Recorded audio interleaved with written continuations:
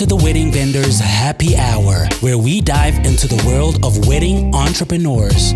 Learn how they got started, what advice they have for you, and everything in between. So grab a drink and take a seat as we interview amazing vendors with your hosts, Derek and Jade. Wedding Vendors Happy Hour. It's a podcast, but it's also happy hour. What's up, vendors? Welcome back to another episode of the Wedding Vendors Happy Hour. My name is Derek with Derek Preciado Photography. And I'm Jade with Jade Preciado Events. Today we have the pleasure of chatting with Chris J. Evans Photography, an internationally acclaimed destination photographer who seamlessly blends his love for fashion, travel, and weddings into his unique craft. He's been named top wedding photographer by California Wedding Day and featured on Brides, Martha Stewart, Style Me Pretty, People, and so many more. That's right. In this episode, we'll dive into Chris's journey as a luxury destination wedding photographer, his artistic style and approach, and strategies for building a powerful standout brand in the competitive wedding industry. So grab a drink, take a seat, and let's get to it. Wedding Vendors Happy Hour.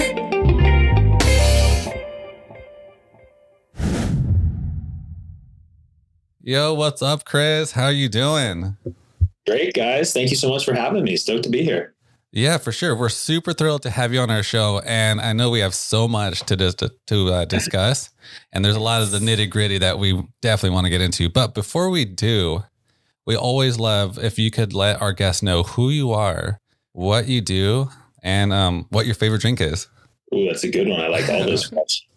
My name is Chris J. Evans. I'm a luxury destination wedding photographer. Been doing this 14 years. I've done weddings in over 7 countries, Wow. Tons of celebrities. I love to travel. I love to create art, and I'm a reposado and soda guy all day long.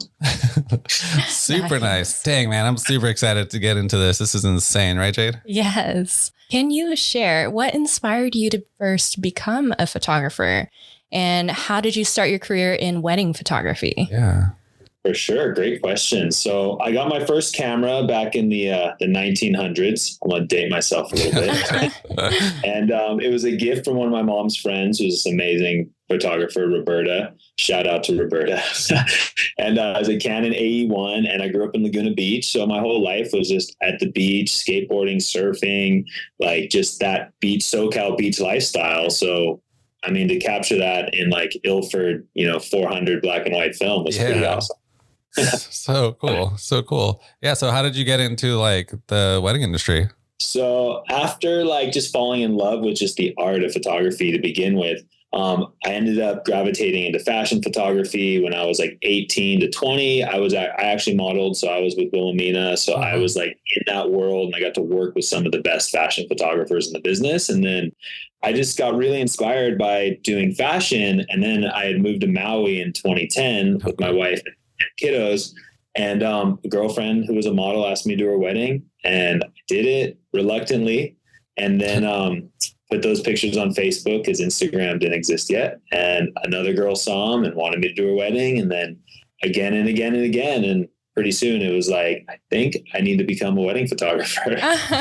As you're already doing it. Yeah. Yeah. I mean, I kind of fought it too. I was like 6 or 7 deep, and I was like, I don't know. Like I was still trying to shoot them like a wedding photographer. Mm-hmm. And then I had gone to, there was this workshop that Pacific Weddings magazine had put on, and I'd never done anything like that before in any part of my career. And I was like, okay, let me just go check it out. Right. I'm sure I can learn something.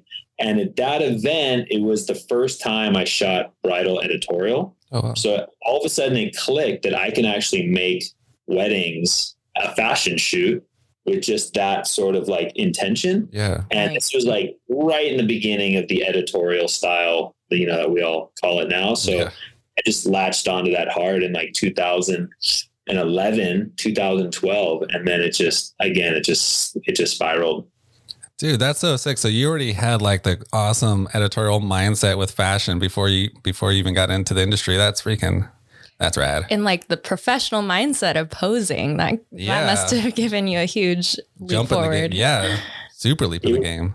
It was really fun too, because I was able to, like, at the time, no one was doing that. And I was living on Maui now. So it was like, everything was there was still like the old guard of like photographers there were still kind of like running things. Mm-hmm. And when I burst on the scene, it was just like, I had that young energy. I had that, like, that look and that feel. And it just, in 3 years, I became the top wedding house in the whole state of Hawaii, which was pretty cool. Dang. Wow. Thanks. So you already had like Jade said, the posing when you were modeling. So you already knew how to like pose the guys to look super GQ. And then with your fashion background, you knew how to get the brides to look super editorial, Victoria's Secret model status. Dude, that is rad.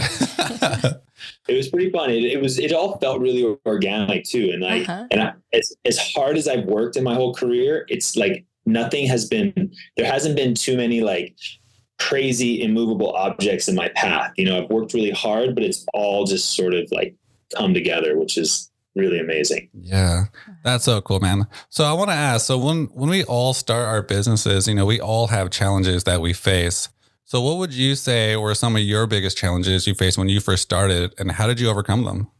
In the beginning, it was really just, there was so many photographers, right? And when you're thinking of what you're doing and the other people in the space, when you're thinking of everyone as competition, well, then you're already sort of in a losing mindset in my mind. So I needed to, you know, I live in SoCal, right? I'm from SoCal, and basically I was equating the amount of photographers in Maui to like the amount realtors were to Southern California as wedding photographers were to Maui. So, I mean, it was like every other person you met, like, identified as a wedding photographer, right? Yeah. And at the time, everyone had like this watercolor splash and the script logo, right? And we all remember that trend. And so everyone was the same. It was like the sea of the same. So I knew that if I was going to break through, I already had a different look. So now I needed different branding. And when I came out with a fashion forward logo with my name and not a made up name, that was the easiest first step in just everyone realizing that I'm fresh, I'm different, I'm new, and I'm appealing to those luxury clients that are coming from the mainland. Wow. Yeah, that was a really good answer. And I definitely want to get more into that. And I like how you mentioned that. So pretty much you need to separate yourself in the saturated market, because it's just the most important thing, because, you know, there's a certain level, and now I'm in like, you know, one of like the furthest up lanes you can get. And it's like, I'm competing against some of the biggest names in the business, but now it's, you know, at every step of this business, the work is pretty similar, right? We have standout, obviously we got Jose Villa, we got people that started, but no matter what lane you're in, the work itself is going to be so similar to a lot of extent. So what's going to separate you is how you tell your story. It's your branding. It's how that emotional like response you can elicit from your clients. And that is like, that's the biggest thing that separates you from the pack. Yeah, that's crazy. And like, that was a really good answer.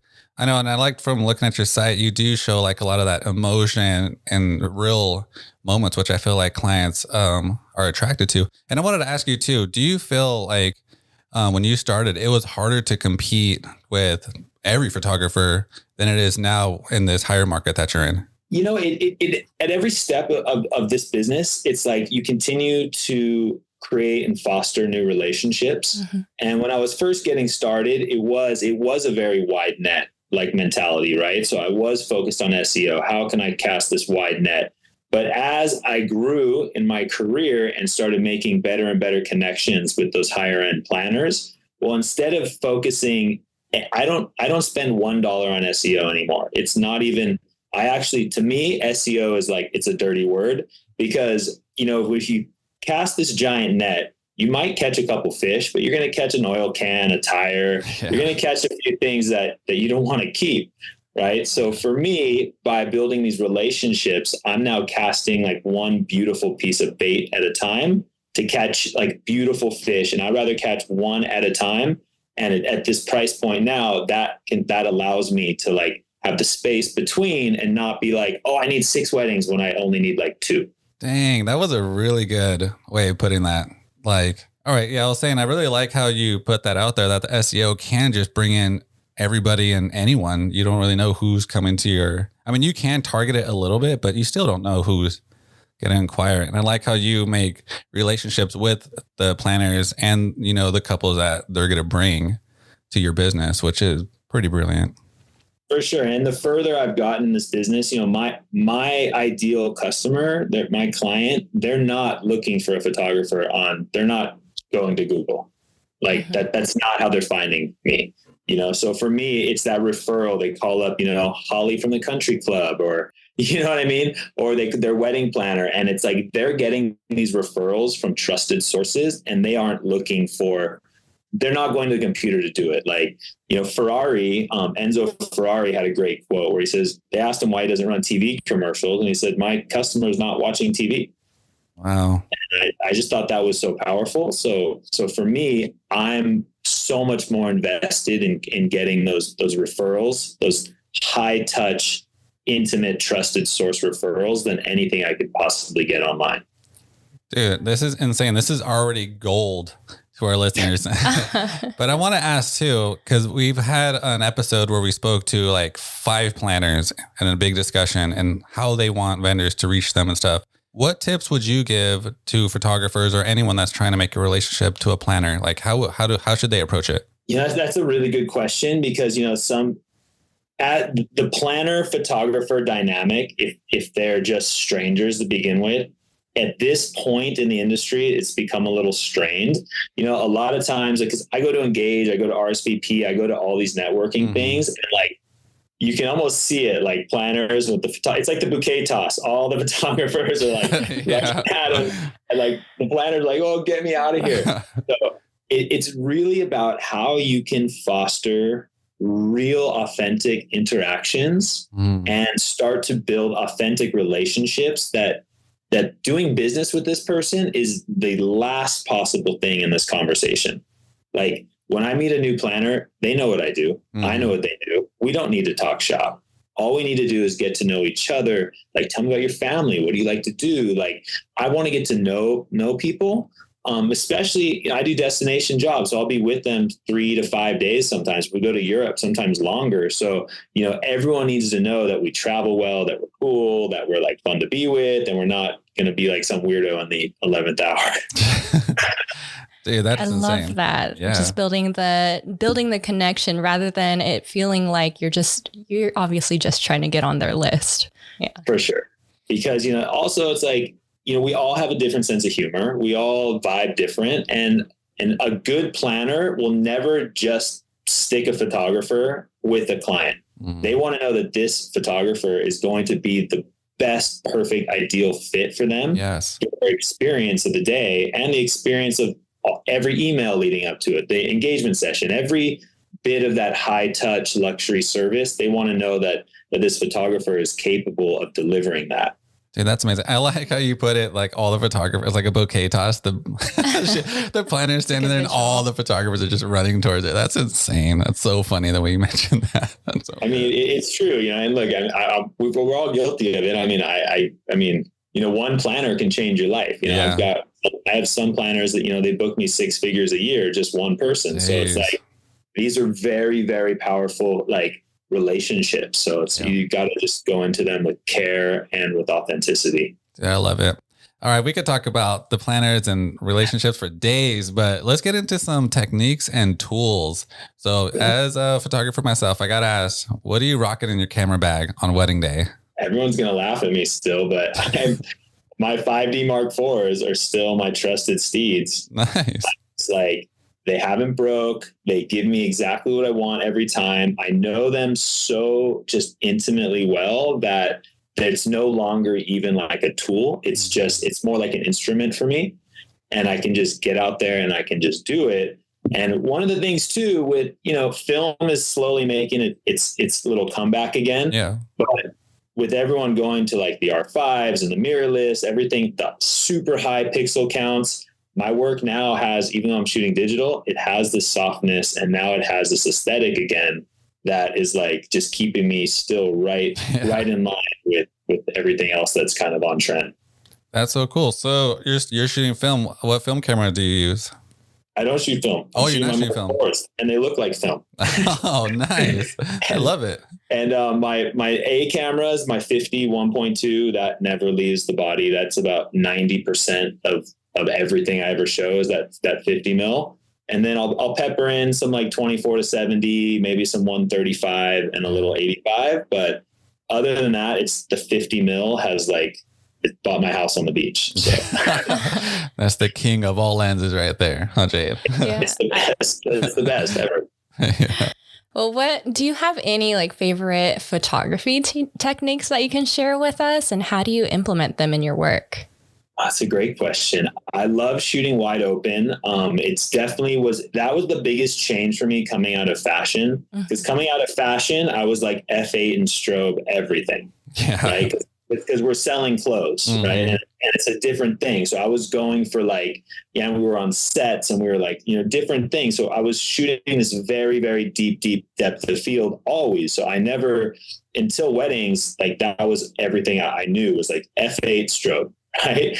And when I fell into weddings and I started to really discover like the softness and those qualities of like 1.2 and even 2.2, listeners, like shoot more 2.2 if you don't. That's like a magic aperture. Yeah. But when you can create now, images that are more about emotion than about like clothing and about like that for me was the biggest like sort of changeover. So my favorite technique is how can I shoot almost everything as wide open as possible? When it fits for it. Obviously, if it's a big group portrait, we got to stop down, but I love shooting wide open. I love backlight special. All around the world on my website, I've had backlight specials in snowstorms on the beach and in rain.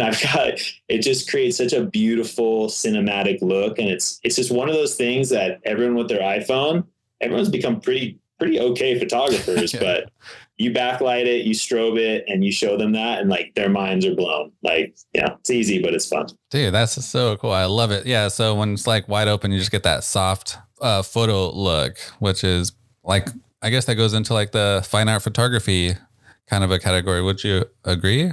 Yeah. I think all the terms are like, I'm pretty sarcastic in my day to day. So like a lot of the terms, like I know they exist for a reason, but like bright, very dark, moody, Pacific Northwest, fine art photographer. I don't know. I just like to make the prettiest picture for the scene in front of me. Yeah. At all times. And if it's a bright and airy day, well, the work's going to look that way. And if it's dark and moody day, it's going to look like that. I'm never trying to force a style or a look or a technique onto a scene that isn't already calling for it. Dude, that's amazing. I like how you mentioned that. Yeah, it's very interesting. And I want to ask you, let's get into we're going to transition, because this is a perfect transition, into artistic style and approach. So I want to ask you a question that couples sometimes ask the photographer. So how would you describe your photography style and what influences have shaped it over the years? Love this.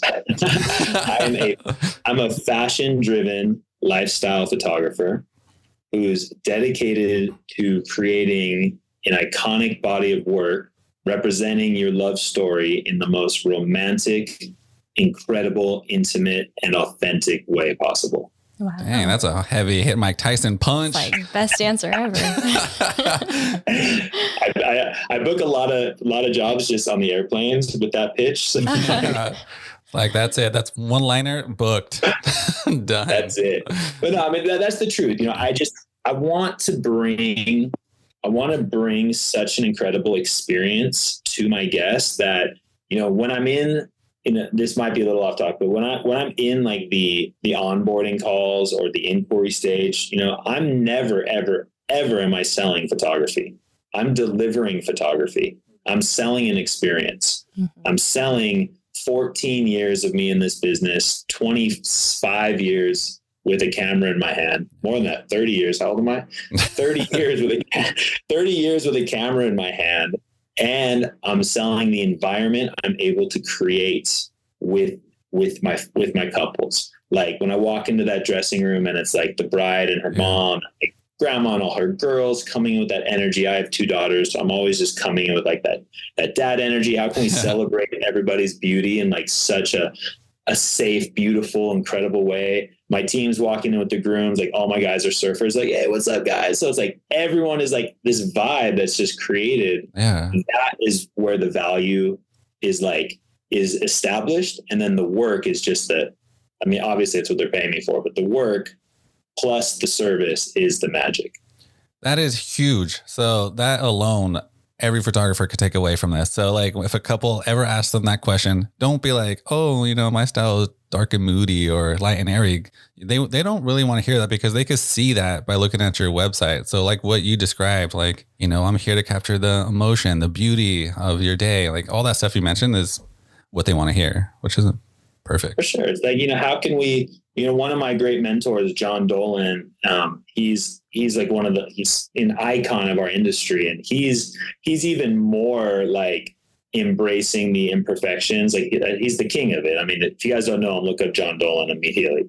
But, he taught me, this idea of seeking the truth to reveal the beauty. Right. So early in my career, and yes, I can pose people down to their pinky, and I will if I have to, but that's not what really excites me when I'm working with couples. I want to give them direction. I want to let them move through these things so I can see who they are, because no two people look at each other the same. No two people stand the same. And when I see that moment where they lock eyes and they pop their body in that place, and then I'm like, pause, and then I can like just enhance. Well, then I've sought the truth, and then I've like revealed that beauty. Wow. And then I create this image for them that I could not and would not create for the next couple, because that does not excite me anymore. Just doing same pose again and again and again. That's I can't work like that anymore. Dude, that's beautiful. That's super beautiful. Like, this is why we love this podcast, is that you just hear the passion out of every vendor when they describe their work, which is amazing. Yeah. Let's start referring to each other as creative partners as well, and not vendors. Creative partners. Yes. Love it. I'm big on verbiage. Yeah, that's great. Can you talk a little bit about the importance of storytelling in your photography, and how do you ensure each image tells a story?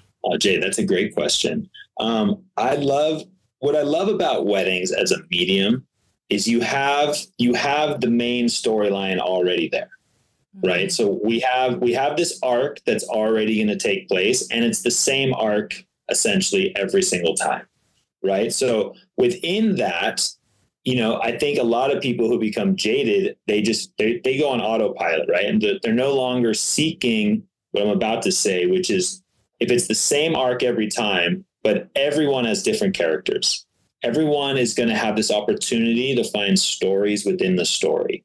And every wedding, you never know what it's going to be. Sometimes they're going to bring their dog. Sometimes it's going to be their nephews, the little ring bearer, the flower girl. Like, there's going to be like a grandpa that steals the show, right? Like, so I'm always on the lookout, and I've trained my whole team to be like, look, you've got to look for the characters and start to anticipate where they're going to go and find these little micro stories. One of my favorite images, I'll send it to you guys after this, but it was the bride's like getting ready in the room, and it's pretty crowded. All her bridesmaids, she had like 15 bridesmaids. They're like pinning the veil, and the shot is the flower girl. She's overwhelmed, right? And she's leaning against like the wall, and she's like kind of hunched over, like looking up, like in this like really cute kind of like nervous way, while there's all this other frenetic energy.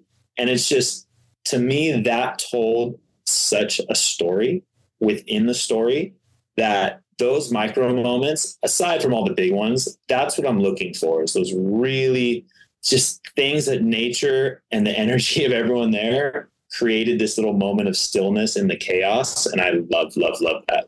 Dude, this is insane. So I see a common thing that's happening in this luxury market, because we've had some other photographers in your market, and they pretty much describe that they look for the moments. When they first started, they said, when we first started, we were always thinking the shots we must get, the must-haves. And now, like, you guys are always about the moments. And I feel like, do you think that's what the editorial vibe, the look is? I think that term in itself is now it's now become a throwaway term. In a lot of ways. To me, editorial just means you're going to create this really beautiful, like organic photograph of the event, of the person, of the couple, of the bride. Like, it means so many different things, but to me, it just means that we're going to capture it in a way that's not grab and grin. We have to look, even at this level of the business, I'm lining up family portraits. We're calling people out. Like, we're cracking the whip. We're getting the muskets, like 100%, but to me, editorial just means we're looking for these moments that, like I said before, that I couldn't recreate with another couple. Mm-hmm. Yeah. And to me, that's what it truly means. It's very authentic. Yeah, that's so crazy, because I feel like something that's truly authentic is sometimes hard to get for some photographers, which is because I guess they're not scanning the field, looking to find the moments. They're just stuck on the bride and groom and trying to just capture them the whole time. I think too, it's the level you're willing to invest yourself emotionally into the experience. And again, going back to my mentor, John, like, he'll walk into an event, he'll find a quiet corner, and he says that he'll sit down. Like, when he first walks in, he just sits down and he like closes his eyes and kind of meditates, and he just listens. He's just listening to the conversations, to the rhythm. Like, he takes, he is a master, and he just starts to get a vibe and a feel of the energy that's happening. And then he is just dancing within that energy with very, very, very little influence. Wow. Now, I create a lot more influence because that's just my nature. Yeah. But it's like, I'm going to let things play out as far as they can go before I offer that little prompt or that little thing. Dude, this is jam-packed with little tips and knowledge right here. I love it. My God. I wanted to ask something about when you work with clients. So how do you collaborate with the couple to ensure that your vision aligns with the wedding day expectations? That's a great one. It's because it's never about my vision.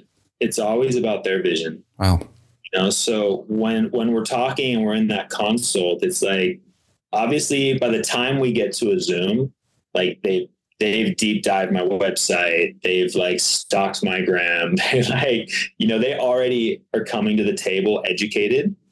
And a lot of times now they've already seen me in action at their friend's wedding or, so there's a bit of a reputation that precedes me.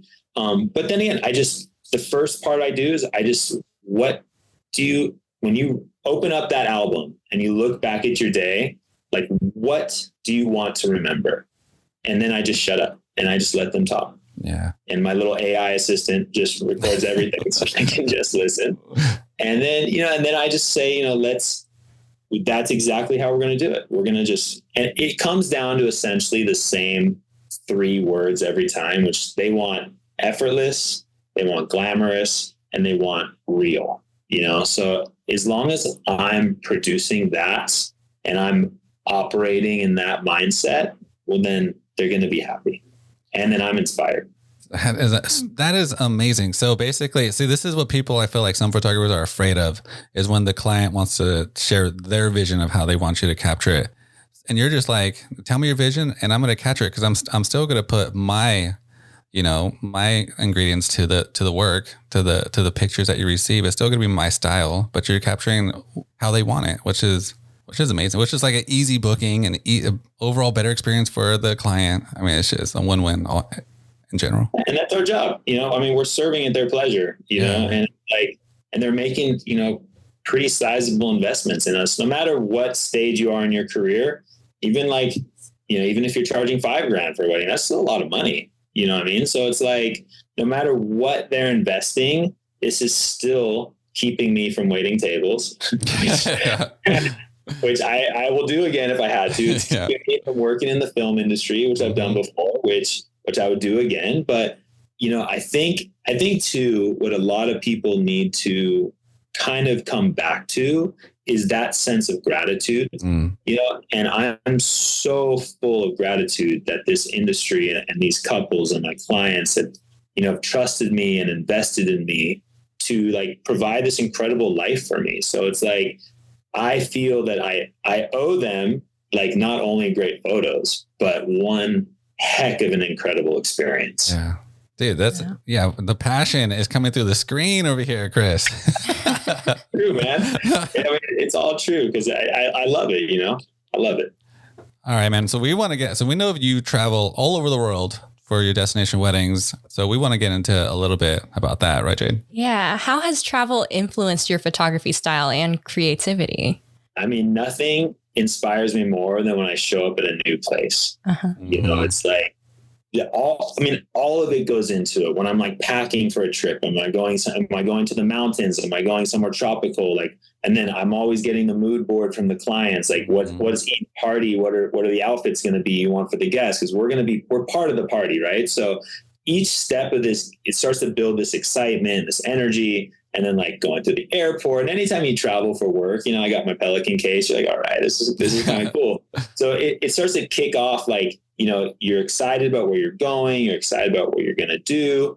And then, you know, just when you get to this new place and you see like, because the light is different everywhere we go, you know, like sunsets in Hawaii are different than sunsets in Spain. And like, you know, afternoons in Romania are different than like, so it's just, it's so much inspiration constantly.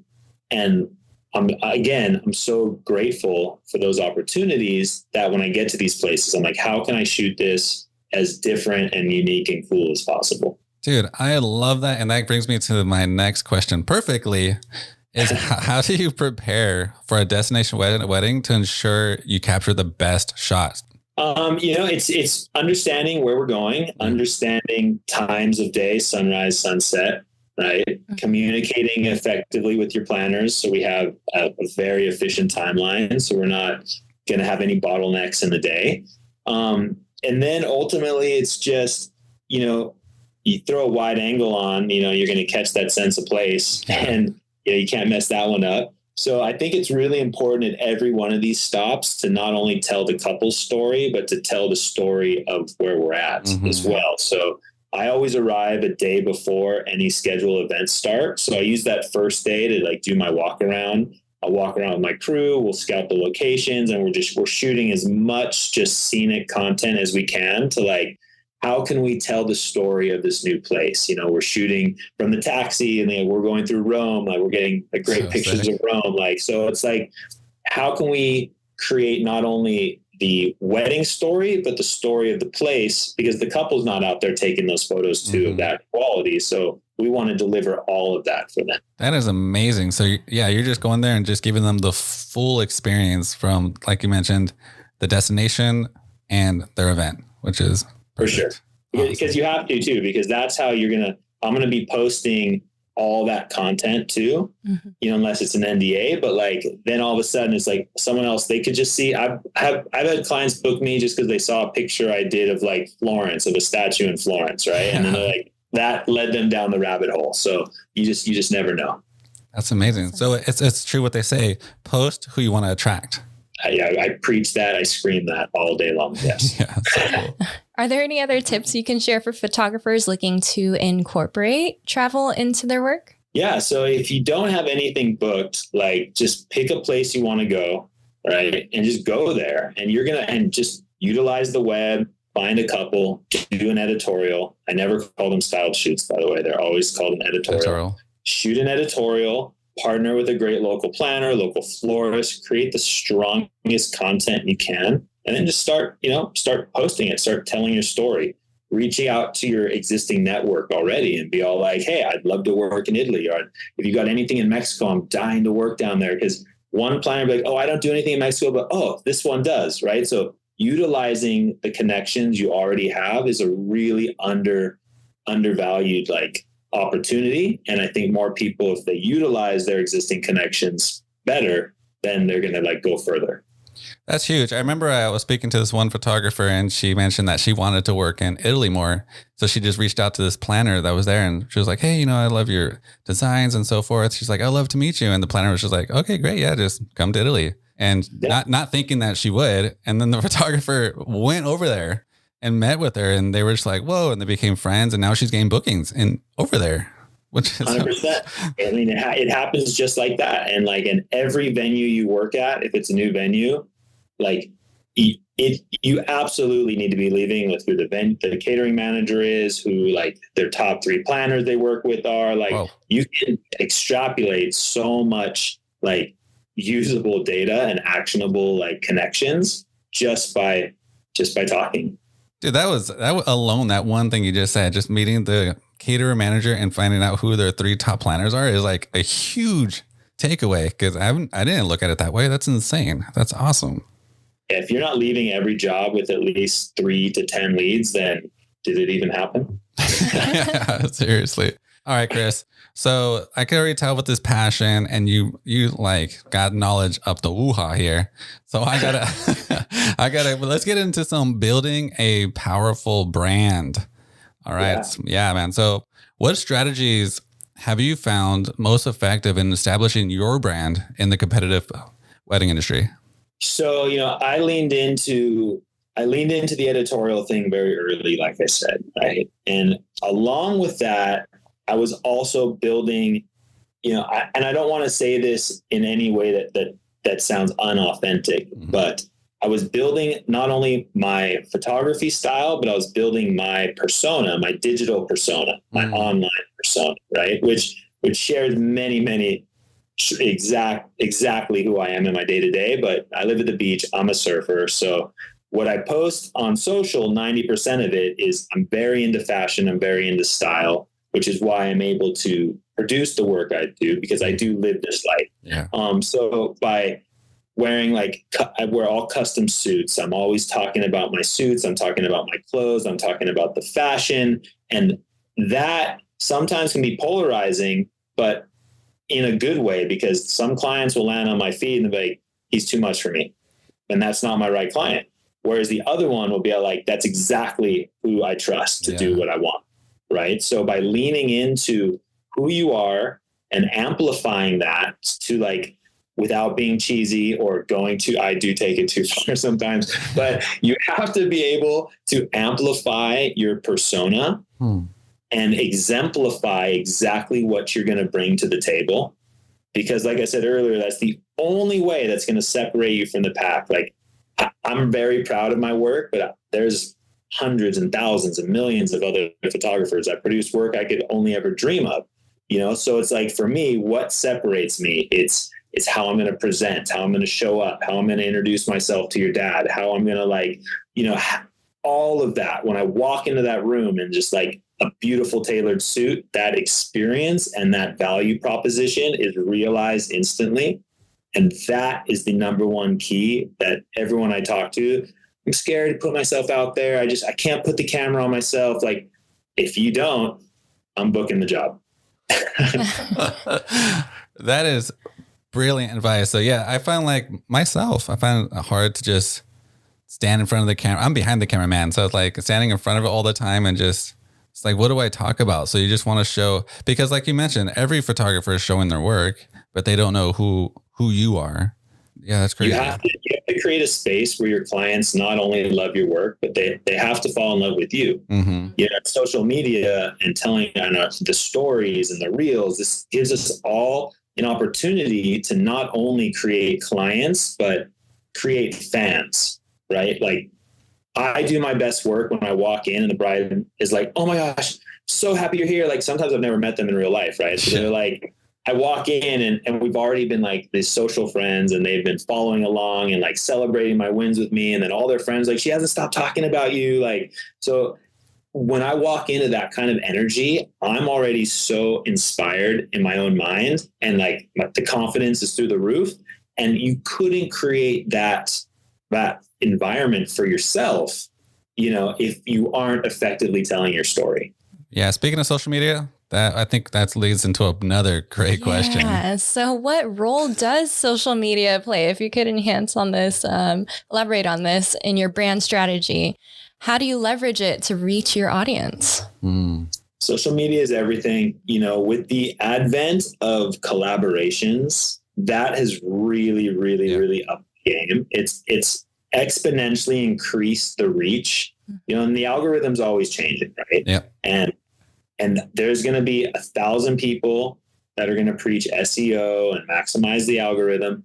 I don't care about tens of thousands of people seeing my posts. I care about the 2 right ones. Right. I care about the 5 right ones. I care about the 1 planner to see my post and be all like, you're perfect for this job. right? Now, all these numbers are important for sure. More eyes, more numbers, it is a numbers game. That is true. But I rather focus on putting out the content I want to put out when I want to put out.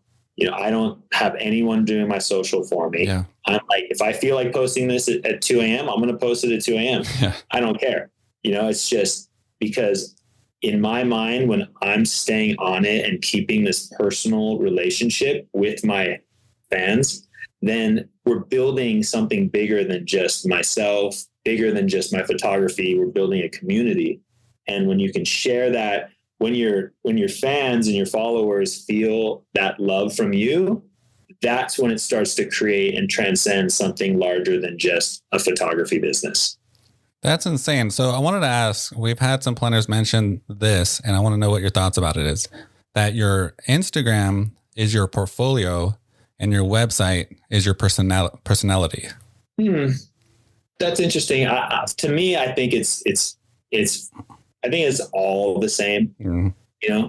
I feel like my website is more like, is the business, right? I still tell my story like really effectively there, mm-hmm. for sure. But that's in the suit, that's buttoned up, that's all the verbiage, that's all those things. Whereas for me, my social is everything else. It's, it's me at the beach with my kids. It's me surfing. It's, it's me just having a good time and celebrating life, because that's where we get all the eyeballs. I get 30,000 views, a week on my Instagram, and I get 1,000 a month on my website. Yeah. Right? So the eyeballs are on Instagram. So that's where you've got to be building this persona for me.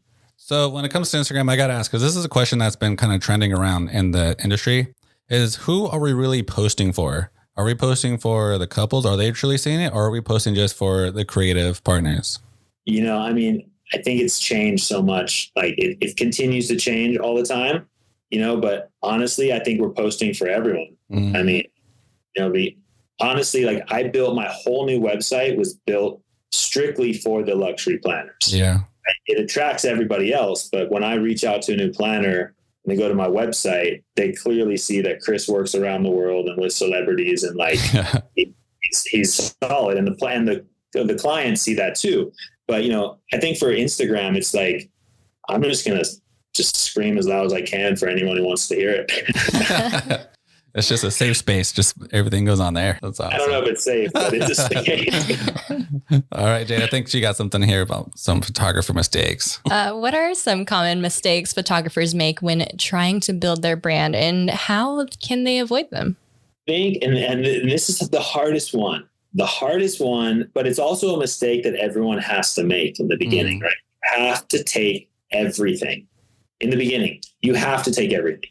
You have to shoot. Like when I first started in Maui, I was doing over 100 weddings a year at one point.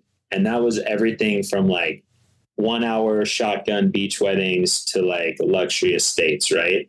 But you have to do it all. And in the beginning, sure, you're going to be taking jobs in like, the receptions at a cafeteria of an elementary school, or like it's going to be but you have to flex that muscle, and you have to practice, and you have to get good at making the ordinary extraordinary. Right. But there is a point, and this is a mistake, is that you have to know when to exit that circuit and when to start saying no, and start to create more exclusivity in your brand. Because if all of a sudden, if you're chomping at the bit at every single job, sure, you're going to be making money and you're going to be working. But if the job isn't moving your needle exponentially every time, well, then it's not worth the money to me anymore. And early in my career, when I finally figured that out, I was like, if I spend 8 hours working on my brand instead of going and doing this like lower budget wedding at a place that I'm not going to even be able to use these pictures really. Yeah. Well, 8 hours working in my brand is better than 8 hours on that job. So I think that is a mistake. It's just going too long and too far in a safe space or in jobs that aren't going to move your needle.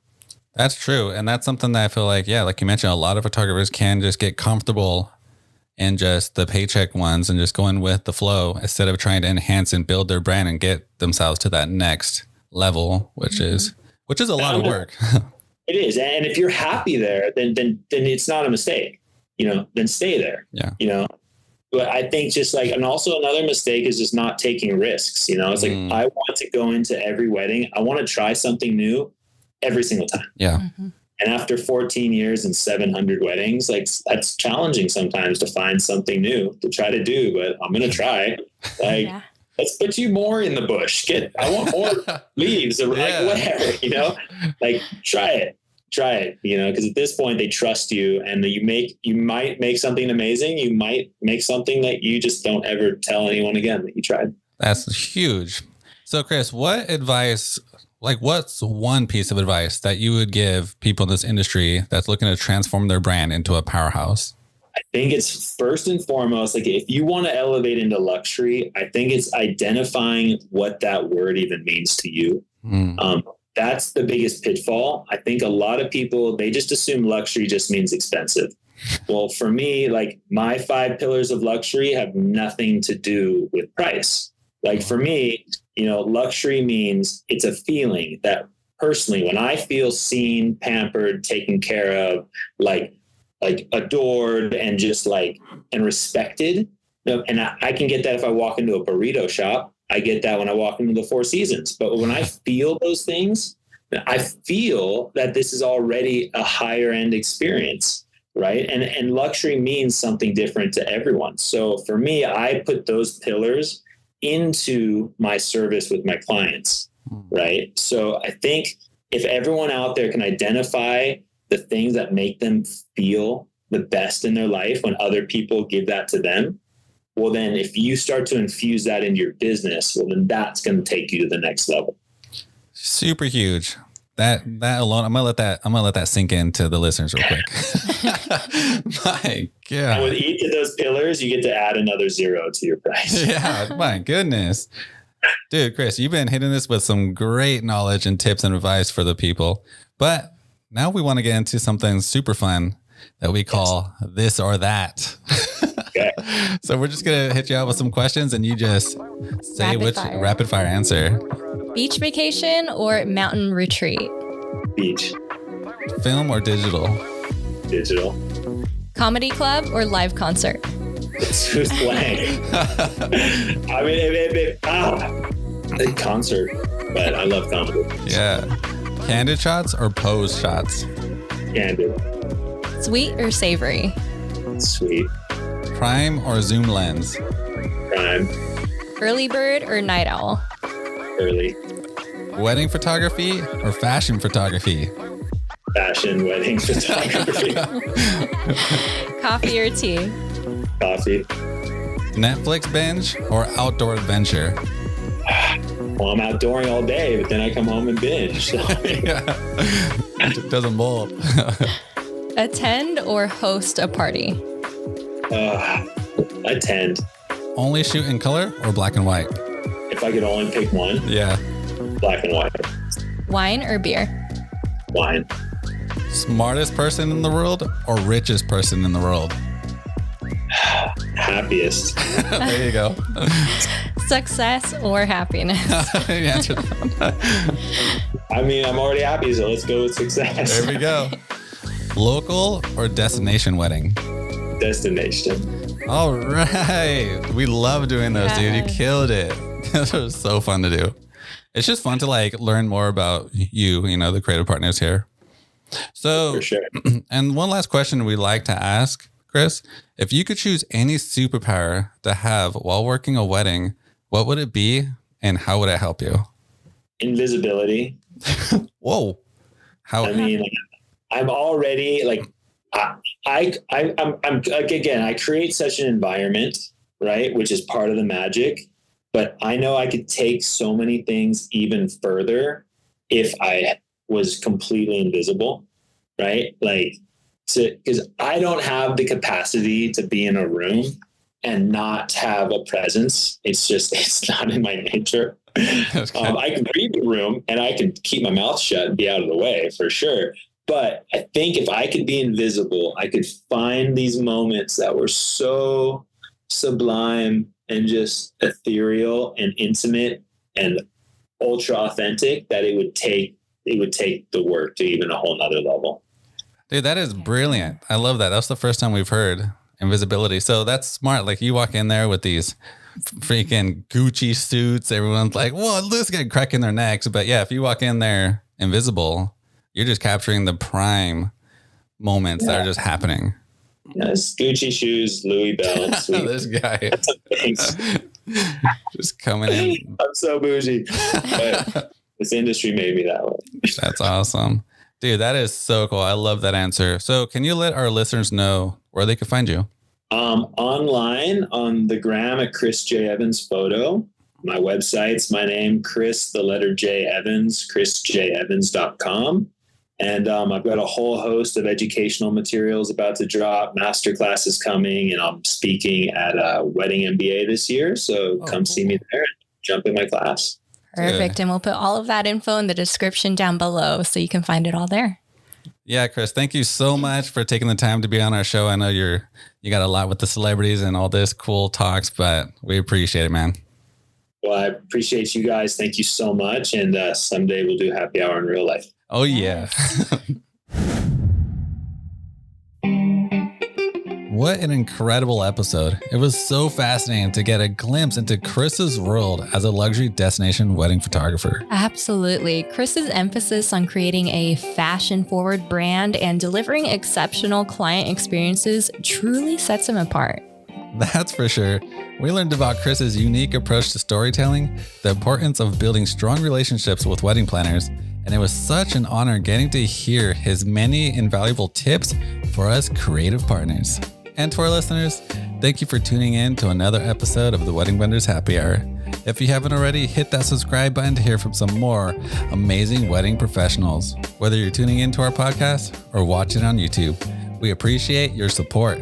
As always, stay inspired and keep those wedding dreams alive. We'll catch you on season 2, episode 15. Thank you for listening to the Wedding